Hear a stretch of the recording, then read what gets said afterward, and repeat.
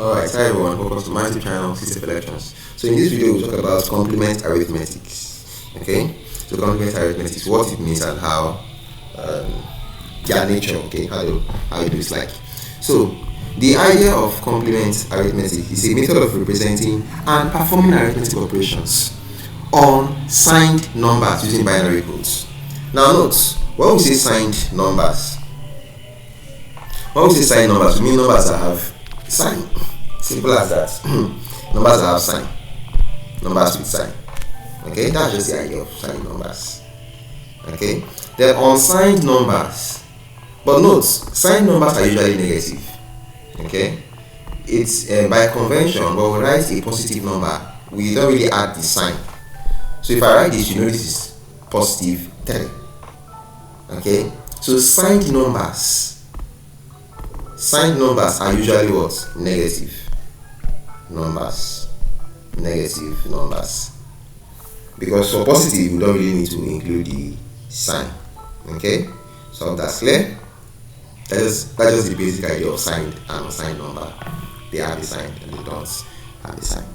So when we say complement arithmetic, it's just a method to represent. It's just a method of representing, and then we perform arithmetic operation on signed numbers using binary codes. So after we represent them, know that the main thing here is this signed numbers. This is the main guy here, signed numbers. So after we represent, we do what? First we represent them, and then we perform arithmetic operations on them. When I say them, I mean signed numbers using what? Binary codes, which are 1 and 0. Okay, now to simplify subtraction, operation, and logical manipulations, complements are used. Okay, now a complement is an inverse value of an original number, just an inverse value of an original number. And then for complement, the idea of complement, we have two, just bear that in mind. The diminished radix complement, which is r minus 1. The r is the base. The r is what? Is the base. So for binary is what? Base 2. So if you are dealing with r minus 1 complement, which is radix complement, we got of base 2. This is what we have. Okay. Alright. Now, and so I say we have two complements, which is the radix complement and what? Sorry. Diminished radix complement and then the radix complement. Okay. Now, these are the two types of complements. So the diminished radix complement of base 2 is known as 1's complement, while radix complement of base 2 is known as what? 2's complement. See, this thing just sound like their name. They just sound like their name. So if we are dealing with this, so this is the radix complement like we just said. Okay. So if we are dealing with this, the radix if we are dealing with this, let's say we are dealing with base 2 now. I said the r is the base, right? If we are dealing with base 2, that means this will be what? 2. And here will be what? 1. Because 2 minus 1 give you 1 now. So this is what? 1's complement. Just like the number you can see. This is what? 2's complement. Just like the number you can see there. Okay? So we are going to come back to 1's and 2's complement later, maybe in another video, or if we have the time to complete in this video, we'll do that. But we'll come back to 1's and 2's complement. But as we continue, let's just talk about signed and unsigned numbers, unsigned and signed integers. Note, I just said something about that, okay, at the start of this video. So integers are the simplest numbers to consider because they don't have decimal point and fractional point, floating point like that. So unsigned integers are integers without a positive or a negative sign. They are actually positive numbers, unsigned numbers. Okay. On the other hand, signed numbers have sign attached to them, and they are usually negative numbers. So in base 10, we represent positive and negative sign with this and this respectively. Positive, negative. Okay. In base 2 binary, positive and negative signs are represented by the value of the leftmost bit. That's most significant bit. For example, we have this. Okay, we have this. What is the leftmost bit here? Obviously, the left hand side is leftmost, and it is known as MSB, meaning most significant bit. What you have here is your what? Least significant bit, LSB. Okay. So to determine positive and negative signs, positive and negative signs are represented by the value of the leftmost bit, which is most significant bit, MSB. If the MSB of a binary number is 0, it is positive. If the MSB is 1, the number is negative, while the rest of the bits represent the magnitude of the number. Now, let's say for this number now, this number we have here, if we have it like this as the leftmost bit, note, how many bits do we have here? 1, 2, 3, 4. 4 bits. Now, for a 4-bit system, for a 4-bit number, the leftmost one represents the sign, while the rest represent the magnitude. Magnitude meaning the number. So what number is this? Look, forget about this leftmost. Forget about it. This is just the sign.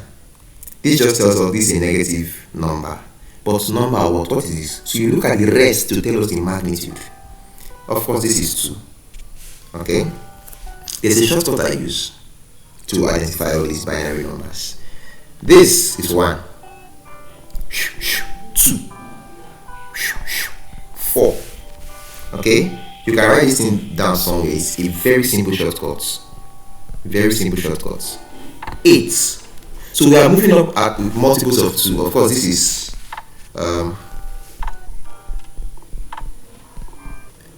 2 raised to the power 0, 2 raised to the power 1, 2 raised to the power 2, 2 raised to the power 3, 2 raised to the power 4, just like that. So this will be what? Okay, so this is 16. So 1, 2, 4, 8, 16.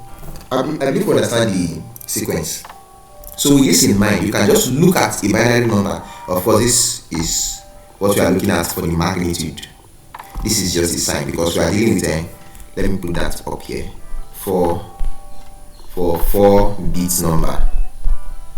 So if it's a 5-bit number, we'll need another one here which will serve as the sign bit. If it's a 5-bit number, we need them to be 5, and the leftmost will serve as the what? Sign. The rest will be the number. Hope that's clear. But we are dealing with 4 bits here. So for 4-bit number, this is what will give us our magnitude.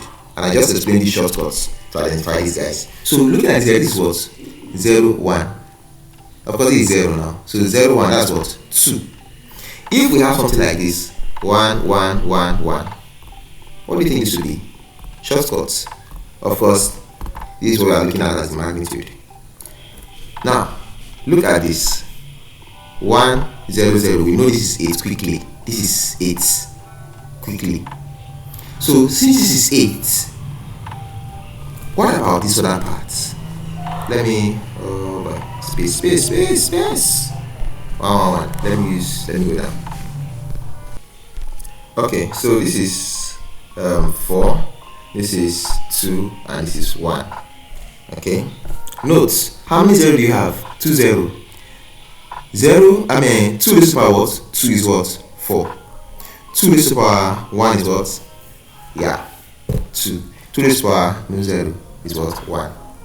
So by doing it like this, we have what? We can just do it like this. Saying this. Okay, so this plus this 1, this plus this 1, this plus this 1. So it gives us exactly what we have here. Okay, so it's just a simple way to simplify it. So by doing that, we can now say 4 plus 2 plus this is what? 7. 4, 5, 6, 7, 7. So this number represents 7. in base 10. So of course you can run all this thing in your mind. Just look at the number and do this thing in your mind. You get the answer straight up. Okay. Alright.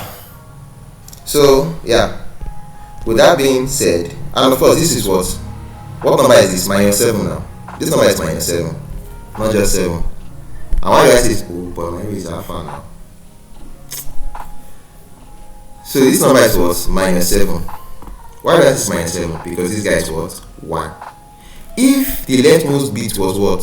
0, this will just be what? 7. Are we seeing it now?